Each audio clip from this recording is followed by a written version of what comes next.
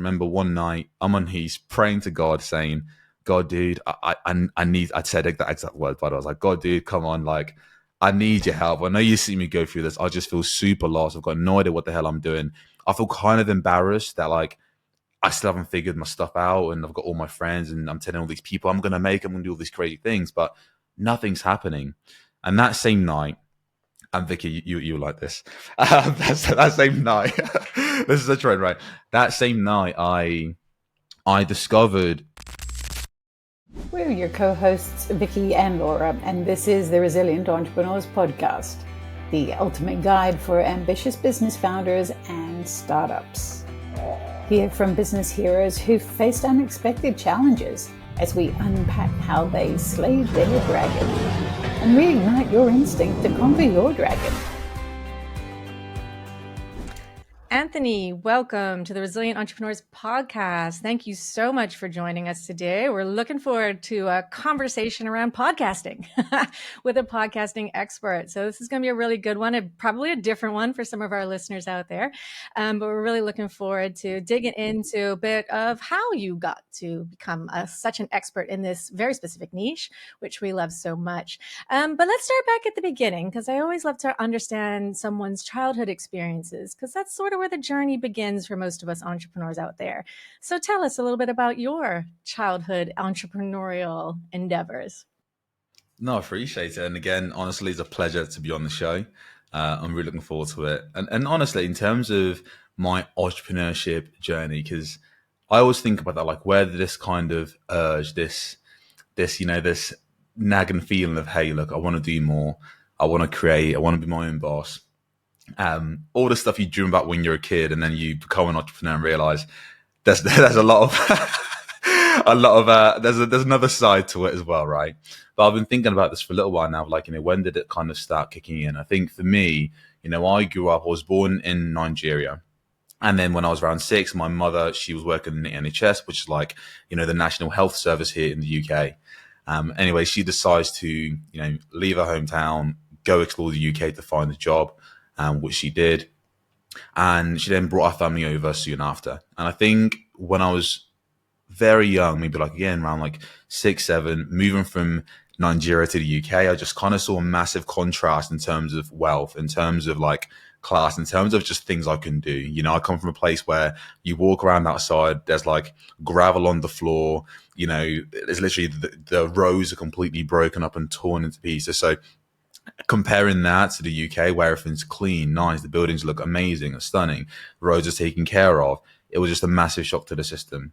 But with that came the realization of, oh crap, our family has no money. Like, oh my God, like, this is all amazing. But I started to really quickly realize like money was a very tight thing for our family.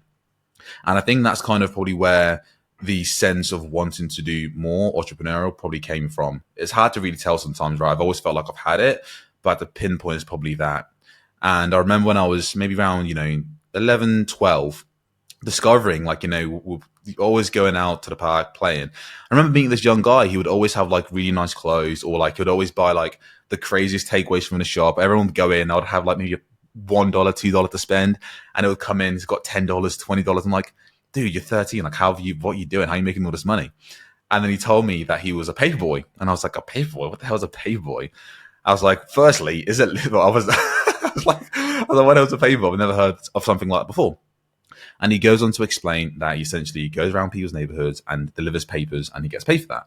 And that was kind of my first realization of like, oh, actually you can start making money when you're younger doing different side hobbies. It wasn't like my own business necessarily, but I would say that's probably where this yawning of like, well, one, love of making money probably came from. Soon afterwards, I became a paperboy myself and probably overstayed the experience to the ripe age of 18, which is absolutely insane. I wouldn't recommend it.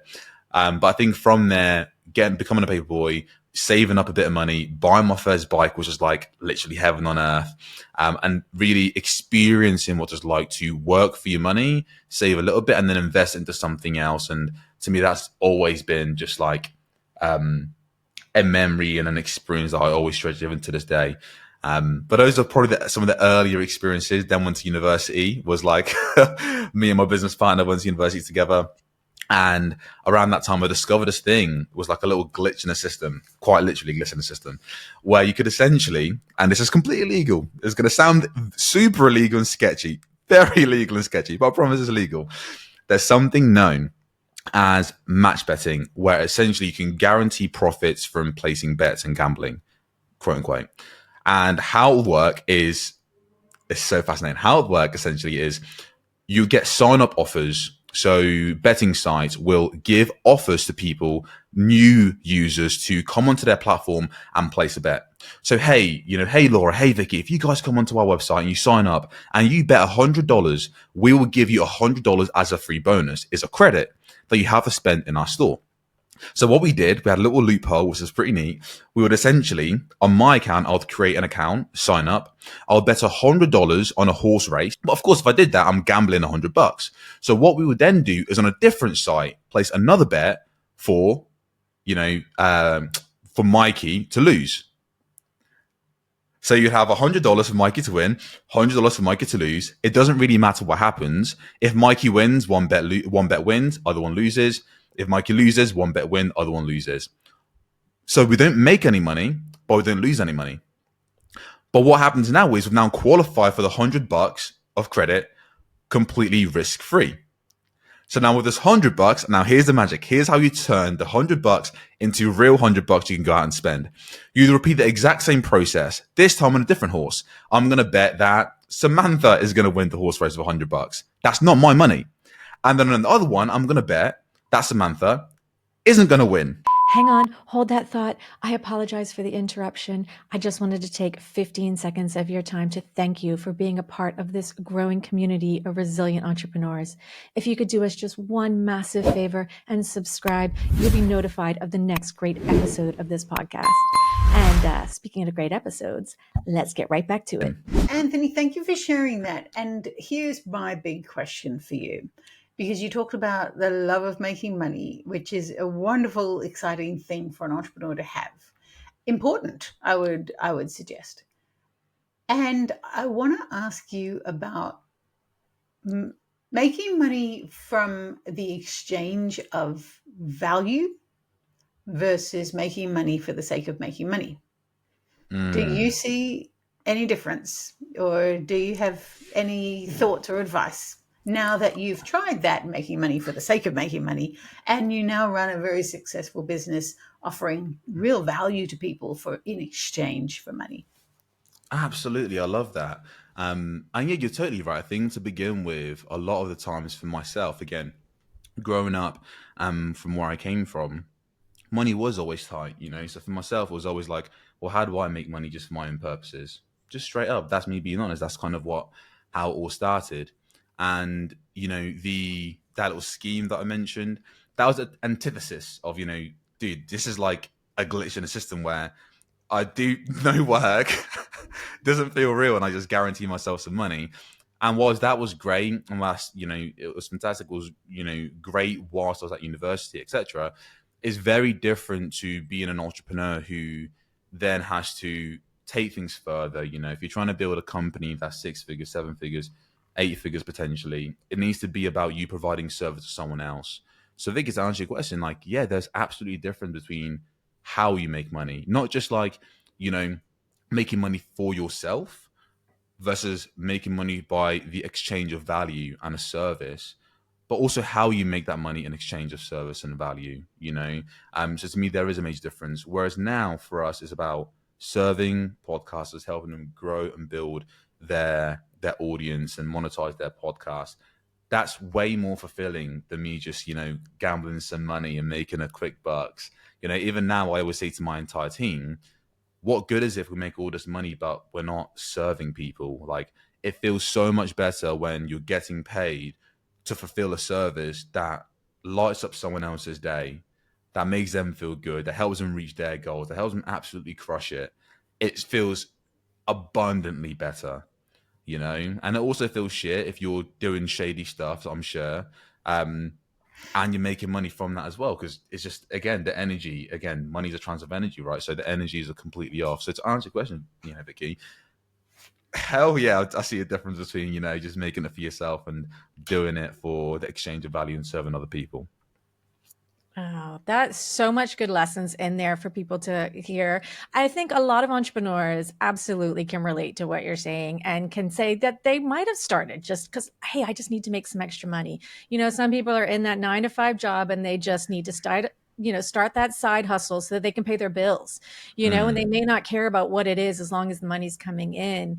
But then there has to be sort of, like you said, that flip into like, how do I get into something that feels good, that is service related? Because once you get into that space, it's like the energy flows so much differently. You are happy to market yourself so much more differently. And I think that's Mm. where real success starts lying, because you start sharing yourself more. You're out there more. You probably didn't tell a whole lot of people you were doing that bedding thing, but you want to tell everybody you're helping with the podcasting, right? Like there's a very different way that you market yourself and present yourself in the world. But I'm curious, like how did podcasting land in your life? Like how did you get into that? Because I feel like podcasting is just now stepping into the mainstream. I think thanks a big part to the US election last year. I think it's come even higher into people's sort of Mm. understanding of what it is and sort of mainstream interest in it. So how did you first get into it and find it and figure out this is something you're interested in? Yeah, great question. So, interestingly enough, right, I was at a stage when this was again when I was still, around what 18, 19, so still at university, college. So I went to university and college because honestly, even though I knew kind of like I wanted to work for myself, I had the pressure of the parents saying, "Hey, go to uni, go to college, you just have a backup and all this stuff." And I decided to go just to honestly buy myself some time to figure out what I wanted to do. And my goal was always to build a business. But by the time I leave university, I want to build a business. I want to have a business that's ready, that's set up, that I can serve others and make and get paid, handsomely for it. Get paid well for it. That was always my goal. But I got to uni, and to be honest, again, I was looking at different ways to make money.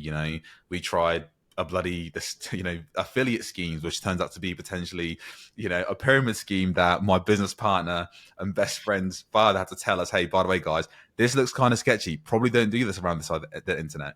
So look, if you're hearing this right now, you're getting into and you guys have explored the internet, you see that again, there's a right way to make money and there's a wrong way to make money. Thankfully, we never explored that. So that was good. Whilst I was maybe at the halfway point of university, I was feeling kind of lost because I was great. I was making some money, but I knew it wasn't anywhere near my potential.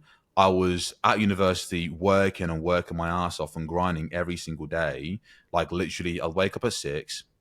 I would then go to uni for the entire day, come back home and then work on some side project. And it got to a point where it just felt like I was at uni doing all this hard work for nothing. Like there was no end goal. Was am I just honestly just lost in terms of what I want to do. And I was then considering dropping out of university. I eventually discovered this thing known as publishing, so Kindle Direct Publishing. So when COVID hit around this time when I was still in college, and it gave me some space to explore different things. And I remember one night I'm on knees praying to God, saying, "God, dude, I need." I said that exact word, but I was like, "God, dude, come on, like." I need your help. I know you see me go through this. I just feel super lost. I've got no idea what the hell I'm doing. I feel kind of embarrassed that like I still haven't figured my stuff out, and I've got all my friends, and I'm telling all these people I'm gonna do all these crazy things, but nothing's happening. And that same night, and Vicky, you like this. That same night, this is a trend, right? That same night, I discovered this thing called KD Publishing, so KDP, which stands for Kindle Direct Publishing, and a YouTube video comes up. One of those ads, one of those make money online ads that we all get.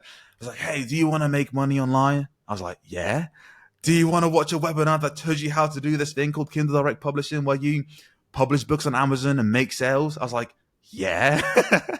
And it's like 1 a.m. Imagine 1 a.m. I'm on my covers, just staring into my phone. And that was the introduction into this world of publishing. I went through their funnel essentially, discovered publishing, and it's an incredible business model. How it works is you publish a book on Amazon, and because Amazon is of course the biggest commerce store online, that has the traffic already sorted for you. The biggest thing that most businesses struggle with is traffic. Amazon solve that. They have all the traffic in the world. So if you can optimize your book for podcast SEO and your book ranks for a keyword, you can essentially start selling books, make impact, and make money as well. Within that process, you have to pick what niche to go into. Who do you want to serve? That's the first step of publishing the book. And around that time, podcasting was taken off, and I wish I could say it was, it was divine timing, and I had all this crazy master plan, and we did it, and we knew it was going to work, and it crushed it. But it was none of that. Honestly, it probably came down more to luck than anything. We just liked it. We saw some trends. We were interested, and we decided to just dive straight in. So that was how we got into the world of podcasting. It was by us having to pick an industry, people, an audience to serve with our books. And that's the route we decided to go down. Wow. And I think your timing is everything, right? So timing is so key to success. And of course, the post-COVID and during COVID, people started listening to more podcasts. People had more time. People were home more than they were, just driving to work and all this. So I think it became something more people were interested in. So yeah, you were riding that trend at the perfect time. Love it. What value do you see for people to host their own podcasts? Why should someone host a podcast? If someone's curious about it, it feels overwhelming if you don't understand it. Although Vicky and I can tell you it's the most fun thing we get to do of all the stuff we get to do in our business. I can sit here and tell you like, hey, get a podcast because it's absolutely blowing up. There are over 100 million listeners per week in America alone. And that number is only going to go up. I could tell you how billions of dollars in advertising spend is being poured into podcasting. I can tell you how Joe Rogan, what got closed the deal with Spotify for hundreds of millions, probably way more than was advertised. I can tell you how, experts who weren't noticed, how now have massive platforms where they can share their message, build their impact, build their network, and generate clients through their podcast. But ultimately, it comes down to what you want to do. And if you're having an itch or a desire, or you've thought about having a podcast because you like the idea of speaking to a friend or speaking to experts in the field, of expanding your knowledge, expanding your network, of giving back to people. Maybe you've gone through a crazy journey and experience with a particular problem. It could be anxiety. It could be struggles of business. It could be marriage. It could be relationships. It could be whatever things you've gone through. And you want to just share that so you feel like you're giving back to the world. A podcast's perfect for that. There is literally no other medium that allows you to connect in a way with someone as podcast. Having people in our ear through storytelling, through just hearing someone's voice, their cadence, how they sound. It's such a intimate relationship you get to build with your audience, and a very intimate relationship that your audience gets to build with you. If you're on YouTube, for example, we can compare this to other mediums. If you're on YouTube, I don't know about you guys, but if I watch a YouTube video, I can build a relationship with the YouTuber. I can, right? But to some degree, it still kind of has a feeling of TV. Like you kind of know it's a YouTuber being a YouTuber, and you kind of know that it's super produced, and you know that they have a script, and when you get to a certain point, you kind of start noticing that some people feel authentic and it's still fine, and you still build a relationship, but you kind of know that in the back of your mind. When you listen to the news, god damn it, firstly, the news, right? Exactly. We all like, exactly. There we go. If you do listen to the news, you can't really build a relationship with anchors. It doesn't work like that. And other mediums like TikTok, great. You see a short, then you see another short, then you see another short. And by the time you go to bed and wake up, you have no idea who these people are, and you don't care for them. Compare that to the relationship. And this is for anyone listening to this right now. If you listen to Laura and Vicky, you're experiencing it. And if you're here right now, it's because the relationship and the feeling you get from Laura and Vicky, you feel like you can speak to them. You feel like you know them. You feel like you connect with them in such a deeper way. No other medium can do that. Not even close. So that's what I would say for someone in terms of why do a podcast. The connection you build from it is absolutely incredible. The thing itself is blowing up. Starting podcasts now in 2024. Look at me. I'm living in 2024, guys. If you launch a podcast in 2025, it's kind of like starting a YouTube channel back in 2010, where there's fewer competition in terms of creators. There's massive demand, but not enough creators. So it's a perfect opportunity, time-wise, to start a podcast right now. And then there's the other business side of it. I could tell you how about, the average podcast listener, they're well-educated and the household income is above 75,000 in terms of US dollars per year annually, which is insane, literally insane. Which means that if you're doing it for business purposes, the audience you can actually attract from a podcast, this is really important. High ticket, high value clients, guess what they're not doing? Doom scrolling TikTok trying to connect with potential, business owners, Guess what they're not doing? Doom scrolling Instagram, watching just short form clips and consuming that all day long. Guess what the majority of business owners are doing? They're actively engaging with podcasts, and educated experts, professionals. They're actively listening to podcasts. Although I semi-find LinkedIn as kind of a meme in a certain way as a social media platform, in terms of the audience that LinkedIn has, it's incredible. Super memey, super cringe sometimes, but in terms of the audience it's been able to cultivate, incredible. I can guarantee that audience, 99% of them are listening actively to podcasts. Now imagine that, right? Imagine that, having a platform podcast where the large majority of the audience you're cultivating are just well-educated, incredible people who are just always looking to learn and also have money to spend on your services and products. Is that not just like the best thing you could probably ask for? Anthony, we have worked with you in the past. We've worked with you, and we know how much expertise you have in this field. Aside from everything that you've just shared now today, we've seen firsthand how intrinsically you understand this medium and how to really make the most of it. Are we willing to just go a little deeper for our audience on, if you already have a podcast, what would the 3 top things be to make sure? I know there's more than 3, but I'm going to ask you for 3 to really leverage that podcast, to really make it count. What's the thing that really matters? So I'm going to give you guys the unsexy, boring, yawning answer, and I'll give you the juicy stuff that you guys are probably looking for. So I think the biggest thing that can determine whether your podcast succeeds, grows, doesn't grow, will come down to the mindset. And I'm going to explain what I mean specifically. So oftentimes we want to grow a podcast. You have this incredible show. You're putting out incredible content. You're pouring your heart and soul into it. It's you. It's your baby. And the likelihood is the content probably is really good. And the likelihood is you probably are promoting, you probably are doing supposedly all the right things to grow a podcast. If the show isn't growing, oftentimes 9 out of 10 is because the perspective we have around how to actually grow a podcast. We get so stuck and trapped in this world of strategy and tactic. And let me try this social media clip. Let me try this other promotional piece, that we kind of don't stop and think of like, what does my podcast actually need in order for it to grow? Just simple question.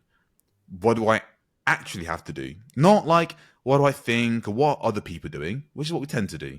I do this all the time. I see competitors, I see other people. I'm like, hey, that looks fucking good. That looks cool. I want to do it, right? But that's not the point. The point is, what does it actually need? And what this will do is you start to realize, okay, well, a podcast is a product, first and foremost. If you see a podcast as a product, so how do we view it as a product? Okay, I have to bring this product. This product requires customers, our listeners. Where are those listeners? Right? So if you just view it from like, okay, I have a product and I need to build awareness around this product. It doesn't matter how you build awareness around this product. You just need to build awareness around this product. It changes the strategy and techniques you start to use. I can give you a very simple example. Most people, I remember, like, I had this amazing client. Her name was Raven, incredible podcaster. She used to have a podcast that was like, again, doing it for 2 years, incredible content, into an expert within relationship and narcissism and empaths and all that stuff. But her podcast wasn't growing. She was doing all the strategy, all the tactics, everything. Nothing worked. And it was because all this time she was trying to generate attention for a podcast. She was trying to do things to get people to pay attention to the show, which is what you're supposedly meant to do. But then we realized that there was a far easier way for her to grow. Instead of her just trying to go on social media and promote, we had to just figure out, okay, well, what if we could set something up where listeners were constantly, every single day, discovering her show? without her having to do any legwork in terms of actively promoting her podcast. And we're like, well, what allows you to do that? And turns out there is a thing, and it's called podcast SEO. So this is a way to rank your podcast higher in Apple and Spotify. Apple and Spotify are the platforms new listeners are going to discover new shows to listen to. So super important. We've got 20 million active daily listeners in America alone. 50% of them discover new shows, not through social media, because I can guarantee, guys, name me just three. What I'm asking for is three podcasts you still listen to today that you discovered 6 months ago because of social media promotional clip.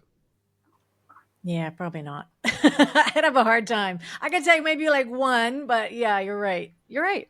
Absolutely right. So we helped her rank her show on Apple and Spotify because that's where her audience were. Once she done that, once she started ranking for the right keywords, for her it was narcissism, and PTSD, healing from relationship, healing from past trauma. Well, guess what? Now she's being discovered every single week by hundreds of new listeners.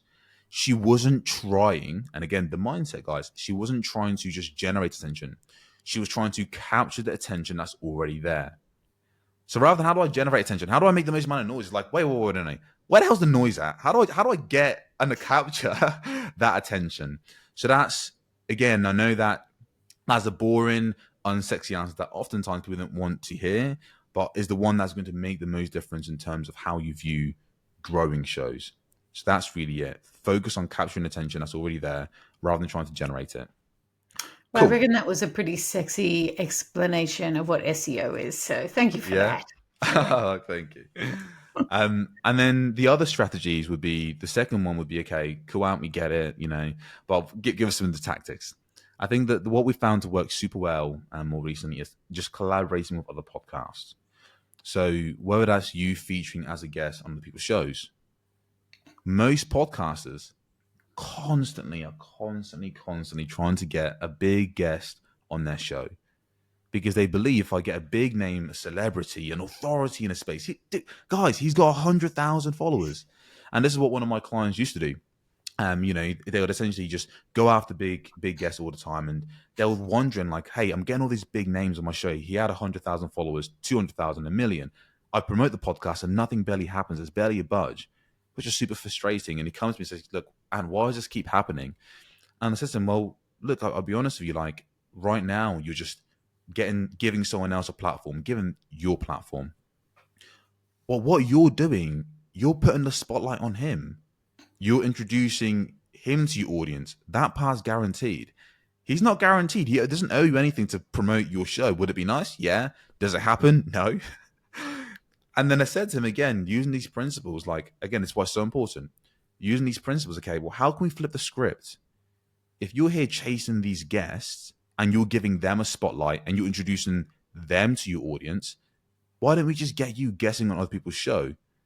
Why don't we just get you put the spotlight on you, where you guest on people's show where they have a massive stage. They've already built up the audience. They've already built up the like, know, and trust. And then you feature as a guest on their podcast. And now their audience discovers you in such a unique way. Because guess what? Podcast listeners listen to other podcasts. If they like you, because they've heard you, they've built the like, know, and trust. And we spoke about earlier how it's a very deep relationship you can get with someone. So if they've seen you on someone else's show and they like that show and they like your vibe, what are the chances they're going to check out your podcast when you give a promotional piece at the end? What are the chances they go and see what you're doing, listen to an episode and try it out? And find the episode because you're ranked for podcast SEO. So all of these things is like, once again, what we're doing. The first strategy that one of my clients tried was, let me just get these big guests. Let me try to bring the attention my way. No. What you needed to do was to capture the attention that was already there. How did you capture it? By being a guest on someone else's podcast, by featuring and being that expert where the spotlight is on him. And that way he has what? All the attention on him. That's how you capture attention. Again, it's a mindset thing. Once you can see that, there's so many more of these. Was that good? You want me to clarify anything for you guys? Am I making sense here? Is it making sense? It was making total sense to us, but of course we are in the podcast world ourselves. So for anyone who is not and is interested, you have your own podcast where you help people podcast. So to just let people know how they can find out more if they want to dig deeper into how you help. For sure. So look, if you got to this point and don't think that number one, I'm a complete arsehole who who likes betting because I don't. That was old days. And you're at this point, you think, you know what, this guy's talking a bit of sense. I've thought about starting a podcast, or maybe have a podcast, and you just want genuine advice on why your podcast isn't growing, or how to grow a podcast, how to build an audience. Mainly grounded in principles you can apply, because tactics come and goes. But if you're looking for grounded principles, then I'd highly recommend checking out a podcast, Why Your Podcast Isn't Growing, episode number 2. That's right, episode number 2, titled 7 Reasons Why Your Podcast Isn't Growing That No One Is Telling You About. And that will really set the ground and the foundation for you. And hey, if you like it, amazing. If you don't think I'm, like I said, now, so that's totally cool as well. But there you go. Awesome. We'll do a favor and link in the show notes so people can access it easily and quickly. And we're excited to tell you, Anthony, personally, that we are doing a lot of new work on our podcast. We've got lots of new things coming up, a lot to do with the audit that you helped us with. So listeners, check it out. We're going to have some solo episodes with just me and Vicky. Well, not solo, but episodes that are the two of us, which is something new. We're teaching and sharing more of what we know and love on marketing and launching businesses and helping entrepreneurs to really become resilient, as we're launching the Resilient Entrepreneurs Academy. So this is a big year for us. We're super excited, and we're using this platform to help get as much information and resources and assistance and value to the people that we want to serve. So much of what you helped us with is getting us there, and we're really excited to take this to the next level in podcasting, and help others too. So hopefully this episode is helping others. I believe so. Yeah, that's awesome, guys. And congratulations. I'm looking forward to it. What is something you, on your journey to building your business and the life as an entrepreneur, right? On that journey, what was something you always wanted to achieve, or a place you always wanted to get to because you had an expectation? And what was something where it was vastly different to what you thought when you actually achieved that? Wow, that's a hard question. Do you know, I don't think anyone's ever asked us that. It's a biggie. That's a biggie. So I'm going to rephrase it just to make sure I have it right.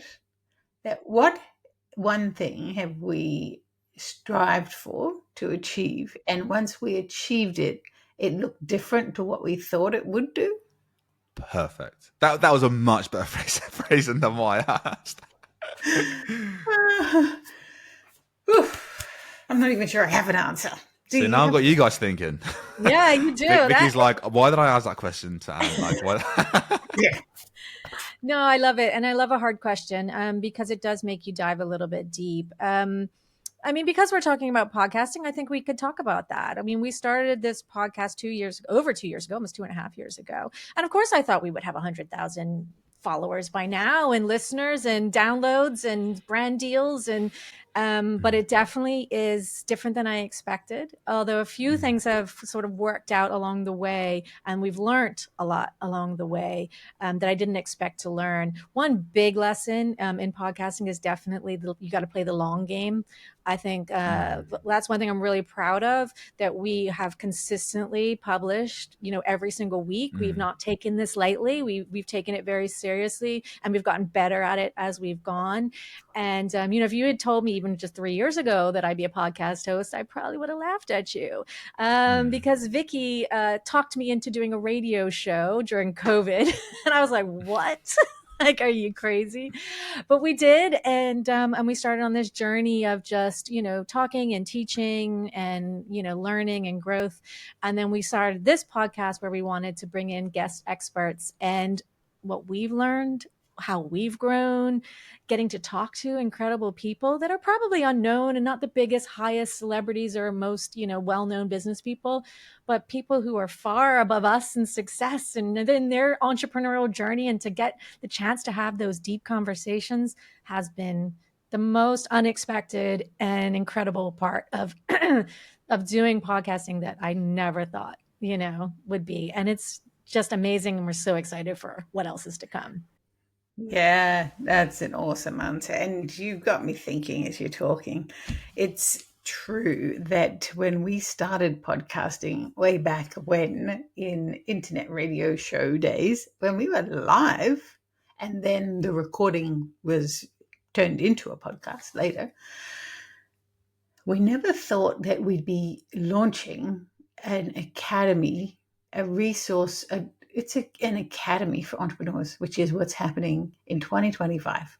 And that looks very different to anything I would have expected by launching a podcast. And it really just truly born from this podcast. We called it Resilient Entrepreneurs because at the time we launched, resilience was something that people really were yearning to know about, to learn, to understand better. Now we've talked to over 100 entrepreneurs, as Laura said, and they've all shared their stories of resilience. We'll ask you yours, Ant. And then from there we realized that these resources and everything that can be built around it and the demand by entrepreneurs wanting a one-stop shop, one place to go for resources. Here it is. So who would have known that it really does look different? That's such an amazing question. I'm going to make a note of that and include that in my questions to clients as well. Thank you, Anne. I love it, guys. No. That's awesome. And Yeah. congratulations as well. I know that academy is going to be absolutely epic. Absolutely epic. I know you guys were working hard and you guys are workers and you really give your all to what you do. So I know it's going to be something awesome. And when you do that, everything's going to work out fine, right? So I'm Yeah. excited for you guys. Good on you. Thank you. Yeah. And we're lucky to have this platform too that we can build it from, which is just amazing. And I think you helped us understand that too, that when you have something as a business podcast to present yourself or to, sell to your, prospective clients, this is such a great platform to be able to do that as well, because it is something that helps to build the know, like, and trust factor, exactly what you talked about. So it's it's a win-win all around, and we are very excited about it. So just one final question, and this again a question we haven't asked in a while, Vicky, but I think it's a good one to finish this podcast off. Is what do you think it takes to build resilience? You've spoken about resilience in your story, but what do you think is the most important thing to have for an entrepreneur to find resilience for themselves?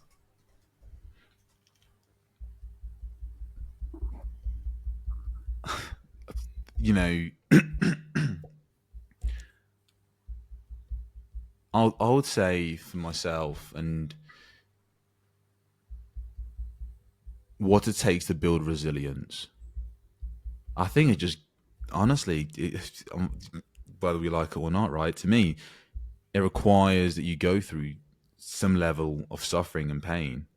I say some level, a lot of suffering and pain to some degree.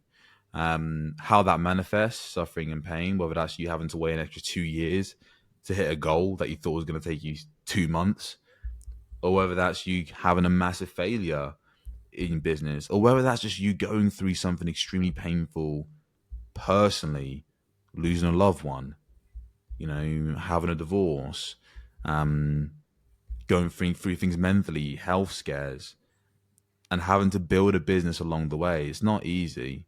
So to me, I think it's just to build resilience.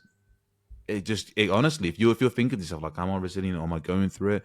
Just know, like, if you keep taking a step forward, if you keep at it, if you keep and you don't give up, and you go through all this shit and you eat all that stuff and you still show up day in and day out, no matter what life throws at you, to me that's building resilience. But you can't have resilience. That's a it's an after effect of going through suffering, going through pain, and hardening from that and growing from that. That's the only way to build it. You can't have resilient without going through shit. It's period. I think I heard this quote that was something like, if God wanted to give a man patience, what would he do? He'll test him all the time. He'll test his patience. If God wanted to build a very strong man, he'll put him through what? Hard times.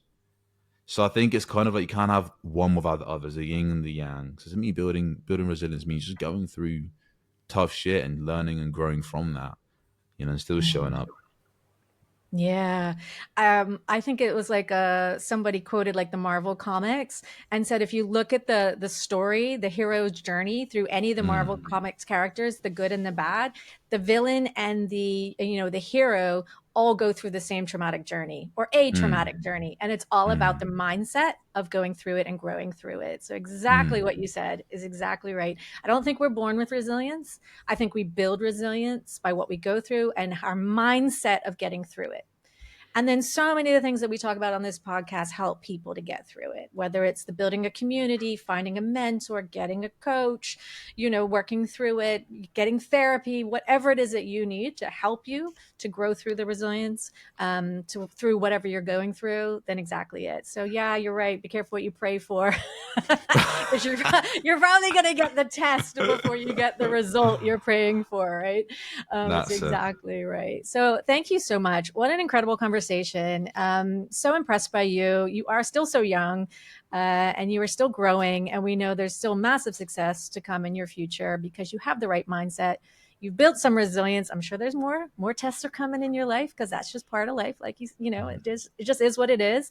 But you're always building from a platform of knowing. And if you're building from knowing and service, success is inevitable. So thank you Mm, so much for sharing everything you did, hopefully inspiring some entrepreneurs out there that if you're not going to even create your own podcast, that's fine. But perhaps being a guest on a podcast is a really, really great way to build your profile and help that know, like, and trust factor that's so important in whatever you do. So if you're not going to host, guest, come talk to us, learn from Anthony. He has an incredible podcast with everything you could ever want to know about podcasting. He's going to help tell you. He gives really actionable tips and deep dives, and it's incredible. So please listen in. Like we said, we'll share it in the show notes so you can find him. Anthony, just want to thank you so much for your time today. This was amazing. I appreciate you. thank you, guys.